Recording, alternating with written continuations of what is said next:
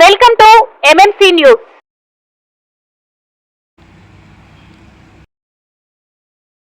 Sir, Venkatagiri టౌన్లో YCP రూలింగ్లో ఉందంటున్నారు. అటువంటప్పుడు జరిగిన అసెంబ్లీ ఎన్నికల్లో ఎందుకని వైసీపీ పార్టీ ఓడిపోయింది? టౌన్లోనే అత్యధికంగా ఓడిపోయింది. ఏం ప్రశ్న? అడిగే ప్రశ్నకి ఒక అర్థం ఉండాలి.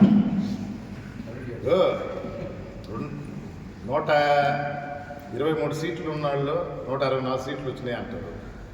మేము 151 నుంచి 11 పడ్డాము అంటారు. ఇది ప్రజలు నిర్ణయిస్తారు, దానిలో దాచిపెట్టుకునేది ఏం లేదు. కానీ ప్రజల మద్దతు మాకు ఉందని చెప్పడానికి 40% ఓటర్లు, ఆంధ్ర రాష్ట్రంలో 40% ఓటర్లు వైఎస్ఆర్ కాంగ్రెస్ పార్టీకి ఓటేశారు.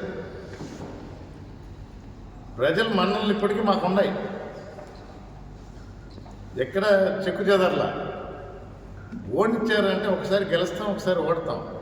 ఆ రోజు ఓటేశారు, ఇంకోసారి ఓటు వేయలేదు. దానికి ఈ ప్రశ్నకి జవాబు నేను ఇవ్వాలంటే మీరు ఏ ప్రశ్న అడుగుతున్నారు? వెంకటగిరి టౌన్లో వైసీపీ బలంగా ఉందని మీరు అంటున్నారు కదా. ప్రజల్ని అడగాల్సిన ప్రశ్న నన్ను అడుగుతున్నారు. సార్, వెంకటగిరి ప్రజలకు సంబంధించిన వెంకటగిరిలో మీరు అడిగిన ప్రశ్న ఏంటి? ఎందుకు? నేను చెప్తా. ఆనం రామనారాయణ రెడ్డిని ఎమ్మెల్యేగా గెలిపించారు. ఆ రోజు ఆయన అన్యాయం చేశాడు, అక్రమాలు చేశాడు, పోయి తెలుగుదేశంలో చేరాడు. దాని మీద కోపంతో ఈరోజు ప్రజలు తిరస్కరించారు. అలాంటి వాళ్ళు ఉండబట్టే వెంకటగిరిలో ఎందుకు ఓటేశారు అని అంటే, ప్రజలు ఎందుకు ఓటేశారు? ఏం చేశాడు? రామనారాయణ ఎమ్మెల్యేగా గెలిపించాడు. ఏం చేశాడు ఆయన? ఏ పని చేశాడో చెప్పండి. ఏ కార్యక్రమం చేశాడు? వెంకటగిరికి ఏం మంచి పని చేశాడు? నేతను నేస్తం తెచ్చిన జగన్మోహన్ రెడ్డి. అమ్మఒడి ద్వారా ప్రతి పిల్లవాడు స్కూల్కి పోయేటట్టు చేసిన జగన్మోహన్ రెడ్డి. నాడు నేడు కింద డిజిటల్ టీవీలు పెట్టి, ఇంగ్లీష్ మీడియం పెట్టి, 8వ తరగతి ట్యాబ్లు పెట్టి చేసిందంతా జగన్మోహన్ రెడ్డి. రైతులను 5 సంవత్సరాల్లో పుష్కలంగా వర్షాలు, అధిక రాబడి, అధిక దిగుబడి జరిగింది జగన్మోహన్ రెడ్డి హయాంలో, వైఎస్ఆర్ కాంగ్రెస్ పార్టీ హయాంలో. ఈరోజు రైతులు ఎలా ఉన్నారు? ఏ పంట తీసుకున్నా రైతులు ఎలా ఉండరు? ఈ ప్రభుత్వాన్ని తిట్టని రైతు లేడు. ఏ తల్లి పాప మా నోటంట మంచి మాటలు, తప్పుడు మాటలు రావు, కానీ ఇబ్బంది పడి ప్రతి తల్లి ఈ ప్రభుత్వాన్ని విమర్శిస్తుందా లేదా? అంతెందుకు, ప్రతి ఇంటికి పోయి వాళ్ళ ఇంట్లో వ్యక్తిగా మసలుకున్న వాలంటీర్ ఏమయ్యాడు? నేను గడప తిరిగేటప్పుడు, ఎక్కడండి మా వాలంటీరు? ఏమ్మా మీ అబ్బాయి లేడా అంటే, అబ్బాయి ఎక్కడ పని చేసుకుంటా ఉన్నాడు, వాలంటీర్ లేకపోతే ఎట్లా అని దబాయించి గట్టిగా నిలదీసి అడిగిన సందర్భాలు ఉన్నాయి. గౌరవ వేతనం వాళ్ళకి 5,000 అంటే మేము దానికి 10,000 చేస్తామంది ఈ కూటమి ప్రభుత్వం. ఏం చేశారు? ఏం చేసింది ఈ ప్రభుత్వం? ఇలాంటి మాయ మాటలు చెప్పి ఓట్లు వేయించుకున్నారు. వేయించుకున్న తర్వాత ఏం చేశారు? తెప్ప తగలేశారు. నిజమా కాదా చెప్పమానండి. ఏమయ్యారు ఈ వాలంటీర్? 10,000 చేస్తామన్నారు. అసలు ఇలాంటి వ్యవస్థే లేదు అని చెప్పేసి రోడ్డు మీద వేసి,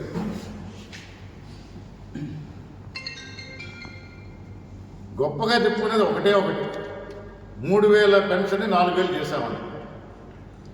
ఎంతమందికి కోత పెట్టారు? నెక్స్ట్ టైం నేను మీకు డీటెయిల్స్ ఇస్తాను. ఎంతమందికి కోత పెట్టారు?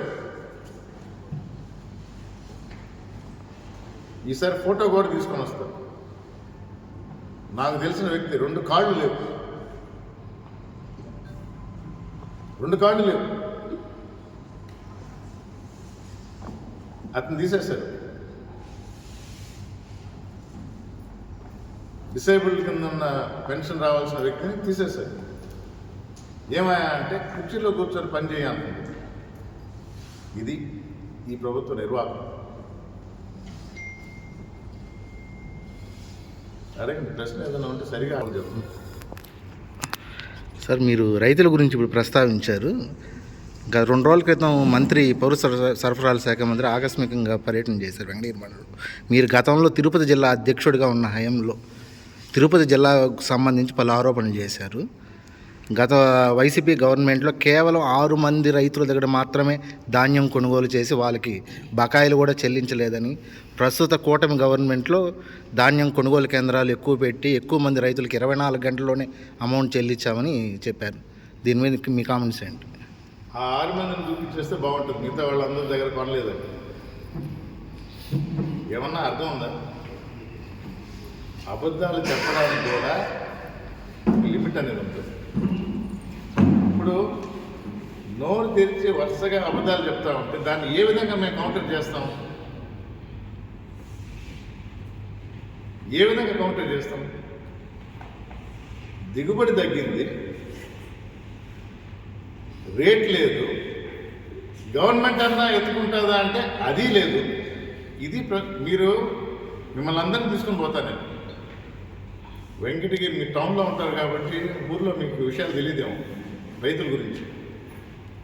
మిమ్మల్ని అందరినీ ఒక ట్రిప్లో పోదాం మన నియోజకవర్గంలోనే. మీరు అన్నట్టు నేను ప్రెసిడెంట్గా ఉన్న కాలంలో ఆ 2 సంవత్సరాల్లో 2-3 మండలాలకు పోదాం, ఊర్లు తిరుగుదాం. ఎంతమంది రైతు ఎంత రాబడి వచ్చింది, ఎంత దిగుబడి వచ్చింది, ఎంత గవర్నమెంట్ తీసుకుందో వాళ్ళ ద్వారానే వినిపిస్తారు. ప్లాన్ లేకుండా మీరు ఏ ఊరికి పోతామంటే ఆ ఊరికి పోదాం. మీరు ఇంకోటి అడిగారు, ఆయన ఈ ఊరికి వచ్చి మాట్లాడాడు అని. నాకు ఎడ్యుకేషన్ గురించి బెటర్ అవగాహన ఉంది. నేను రికార్డ్స్ చూడనక్కర్లా. నేను దాని గురించి ఒక విషయం చెప్తాను. ఎడ్యుకేషన్ మంత్రి ఈరోజు లోకేష్ గారు మొన్న అసెంబ్లీలో వైఎస్ఆర్ కాంగ్రెస్ ప్రభుత్వం 19లో ప్రభుత్వంలోకి వచ్చిన తర్వాత బకాయిలు చెల్లించడానికి 16 నెలలు పట్టింది, నన్ను ఎందుకు తొందర పెడుతున్నారు అని అసెంబ్లీ సాక్షిగా చెప్పిన మాట ఇది.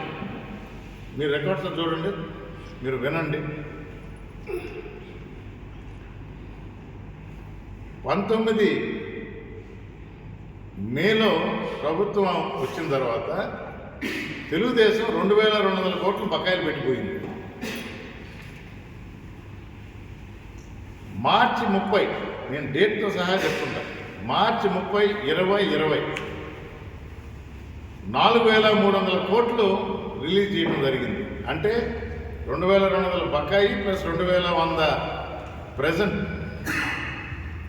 4300 మొత్తం అప్ టు డేట్ చేసిన ఘనత వైఎస్ఆర్ కాంగ్రెస్ పార్టీది. ఇప్పుడు జరిగింది వాస్తవం అది. కానీ లోకేష్ గారు ఏమన్నారు? 16 నెలలు ఇవ్వలేదన్నారు. ఎవరు కౌంటర్ చేయాలి దాన్ని? అలాగే మంత్రి గారు వచ్చి ఏదో అన్నారు, 6 మంది రైతులే ఇచ్చారు. ఎవరు కౌంటర్ చేయాలా? మీరే చెప్పండి. ఆ 6 మంది రైతు పేర్లు ఇస్తారా? ఇంకెవరు ఇవ్వలేదని? నేను మిమ్మల్ని తీసుకొని పోతాను. ఈ నియోజకవర్గం అంటున్నారు కదా, మిమ్మల్ని తీసుకొని పోతాను. మీకే నిజానిజాలు తెలుస్తుంది. 19లో 2200 కోట్లు, ఆ రోజు 35,000 ఇచ్చేవాడు గవర్నమెంట్. 24లో పూర్తి రీఎంబర్స్మెంట్, అది 70,000 ఉన్నా 80,000 ఉన్నాయి. కానీ బకాయి ఎంత ఉంది? ఆ రోజు 2200 అంటే ఈరోజు 2800. అవును, ఎందుకంటే ఇది year on year pass on అవుతా ఉంటుంది. కానీ ఈ ప్రభుత్వం ఏం చెప్తుంది? లోకేష్ గారు ఏం చెప్తున్నారు? అదే ఆయన పెట్టిన బకాయి కదా. తెలుగుదేశం టైంలో 2200, ఇప్పుడు 2800. మార్చి అయిపోయింది. మీరు ఇప్పటి వరకు ఎంత ఇచ్చారు? మీరు సాక్ష్యాలు నిజాలు అంటా ఉంటారు. ఏదో నోటికి వచ్చింది చెప్పేస్తే అబద్ధాలు చెప్పిన దాన్ని ఏ విధంగా జస్టిఫై చేస్తాం? నేను చెప్తున్న ఫిగర్స్ నోట్ చేసుకోండి, క్వశ్చన్ చేయండి నన్ను. మార్చి 30వ తేదీ 2020న 4,300 కోట్లు ఆనాటి గవర్నమెంట్ రిలీజ్ చేసిందా లేదా? ఇప్పటికీ ఈ ప్రభుత్వం బకాయిలతో కలిపి ప్రజెంట్ అది కూడా వాళ్ళ బాధ్యతే ఎంత రిలీజ్ చేసింది? 1000 కోట్లు కూడా రిలీజ్ చేయడం, 1000 కోట్లు కూడా రిలీజ్ చేయడం. ఇది ఈ ప్రభుత్వ నిర్వాహకం. మరి అప్పులు చేస్తానే పోతున్నారు. ఎవరికి డబ్బులు ఇస్తున్నారు? అప్పులు చేసింది ఎవరికి ఇస్తున్నారు? రీఎంబర్స్మెంట్ డబ్బులు ఇవ్వటంలా అమ్మ ఒడికి ఏమైనా ఇచ్చారా? అప్పుడు ఫ్యామిలీకి ఒకరికి ఇస్తుంటే ఫ్యామిలీలో ఎంతమంది ఉన్నా ఇస్తామన్నారు. ఎంతమందికి ఇచ్చారు? అసలే ఎగ్గొట్టారు. దాని పేరు మాత్రం మార్చారు, తల్లికి వందనం. ఏమి ఇచ్చారు? ఏమి ఇవ్వాల? 18 సంవత్సరాలు నిండంగానే అమ్మాయికి డబ్బులు ఇస్తామన్నారు. 1800 1500 1500 నెల నెల మొదలుపెట్టారా? లేదు. నిరుద్యోగం అదొక పెద్ద జోక్. ఇదివరకు నిరుద్యోగికి 2000 ఇస్తామన్నారు, ఇప్పుడు 3000 ఇస్తామన్నారు. ఎవరికన్నా అందిందా? లేదు. ఫ్రీ బస్ అన్నారు, ఏమైంది? లేదు. 3 సిలిండర్లు అన్నారు, వైట్ పేపర్ రిలీజ్ చెప్తున్నారు కదా మంత్రి గారు. ఎంతమంది ఎన్ని సిలిండర్లు తీసుకున్నారో చెప్పమనండి. వాళ్ళ దగ్గరే ఉంటుంది కదా. అర్హత ఉన్న ప్రతి ఒక్కరికి 3 సిలిండర్లు అన్నారు. వచ్చి 10 నెలలు అయిపోయింది, 11వ నెలలో ఉన్నాం. ఎంతమంది ఎన్ని సిలిండర్లు తీసుకున్నారు? రిలీజ్ చేయమని చెప్పండి.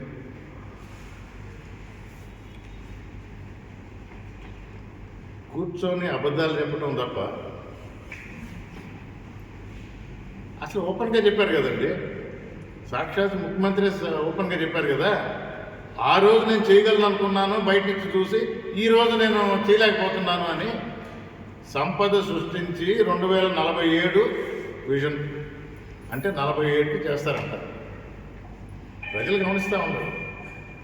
మరి ఇదంతా జగన్మోహన్ రెడ్డి ఎలా చేశాడు? కరోనా 2 సంవత్సరాలు ఉన్నా కూడా ఏ రోజు వెనక అడుగేయకుండా ఎలా చేశాడు? ప్రజలు చూస్తూ ఉన్నారు, ప్రజలు ఆలోచిస్తూ ఉన్నారు. తగు నిర్ణయం తగిన సమయంలో, అది ఎక్కువ టైం లేదు చెప్తా ఉన్నాను కదా. 2 సంవత్సరాల్లో జమిలీ ఎలక్షన్స్ వస్తున్నాయి. తప్పకుండా ఆ రోజు ప్రజలు స్వచ్ఛందంగానే బయటకు వచ్చి ఏ ప్రభుత్వం మాకు కావాలి, ఏ నాయకుడు మా బాగోగులు కోరుకుంటాడని తెలియజేస్తూ జగన్మోహన్ రెడ్డి మరొకసారి ముఖ్యమంత్రి చేస్తారు. విశ్వాసంలో ఘంటాపదంగా వైసీపీదే విజయం అని మీరు చెప్తున్నారు. రేపు 25 మందిలో ఏ ఒక్కరు వైసీపీకి సపోర్ట్ చేయకపోయినా వాళ్ళ పరిస్థితి ఏంది? వాళ్ళ పరిస్థితి ఏముంటుందండి? మీరు పార్టీ పరంగా ఏ యాక్షన్ తీసుకోవాలి? విశ్వాసం గురించి మాట్లాడుతున్నారా? వెయ్యిన వాళ్ళ గురించి మాట్లాడుతున్నారా? 25 మందికి విప్ జారీ చేశారు పార్టీ పరంగా. విప్కి వ్యతిరేకంగా ఎవరన్నా పనిచేస్తే వాళ్ళకి ఏ చర్యలు తీసుకోవాలి? ఎవరన్నా విప్కి వ్యతిరేకంగా చేస్తారని మీరు ఎందుకు అనుకుంటారు? అందరూ విప్ ప్రకారమే ఓటేస్తారు. అంటే 25 మందిలో ఇప్పటికే 6 మంది మీ దగ్గరికి రావడం లేదు, మీరే చెప్పారు కదా. రావడంత మాత్రాన విప్పు వేరు, నా దగ్గర రావడం వేరు. నా మొహం చూడాలనుకోలేదేమో, కానీ విప్ అంటే కొరడ. దాని పర్యవసనాలు ఆలోచించుకొని దాని ప్రకారం నడుచుకుంటారేమో. మీకు చెప్పారా ఎవరన్నా మేము ఓటు ఏమో దాని ప్రకారం అని? మీకు ఎవరన్నా చెప్పారా? చెప్తే తెలియజేయండి. 9వ తేదీ ఎవరు ఎలా చేశారు, విప్పు ప్రకారం నడుచుకున్నారా, విప్పు వ్యతిరేకంగా నడుచుకున్నారా అనేది చూసి ఆ టైంలో తగు నిర్ణయం తీసుకుంటాం. చట్టపరమైన నిర్ణయాలు ఉంటాయి, దాని ప్రకారం మనం చేస్తాం. ఈ 4 సంవత్సరాల మున్సిపాలిటీలో భిన్నాభిప్రాయాలు ఉన్నాయి కౌన్సిలర్ల మధ్య. ఇంకా రాబోయే సంవత్సరం ఎలా ఉండబోతుంది? ఇది భలే ఉందండి. 27 జమిలీ ఎలక్షన్స్ ఉన్నాయి. రాబోయేది వైఎస్ఆర్ కాంగ్రెస్ ప్రభుత్వం ఘంటాపథంగా చెప్తారు. రాబో దానిలో ఫ్యూచర్ ఎలా చెప్తారు ఎవరైనా? రాబోగా సార్, రేపు అవిశ్వాసం తర్వాత ప్రస్తుతం ఉన్న కౌన్సిల్ ఇంకా 1 ఇయర్లో ఎలా ఉండబోతుంది? చెప్పాం కదా, కలిసికట్టుగా పనిచేస్తాము. ప్రజల కోసం, వెంకటగిరి ప్రజల కోసం పనిచేస్తాము. ఈ ప్రభుత్వం కూడా వెంకటగిరి టౌన్ ప్రజలకి మంచి పనులు చేయాలంటే, నేను ఉదాహరణ కూడా ఇచ్చిన, అమృత్ 2 కింద 110 కోట్లు తీసుకురావడం జరిగింది. దాన్ని 90% అయిపోయింది. ఆ బ్యాలెన్స్ 10% కూడా తెచ్చి చేస్తే మా సహకారం ఉంటుంది. రాయి మీద మీ పేరే వేసుకోండి, నగరంలో మీ పేరే వేసుకున్నారు, మాకు అభ్యంతరం లేదు, తెచ్చింది నేను, పేరు మీద వేసుకోండి, కానీ వెంకటగిరి ప్రజలకు మంచి పని చేద్దాము అని మరొకసారి తెలియజేసుకుంటాం.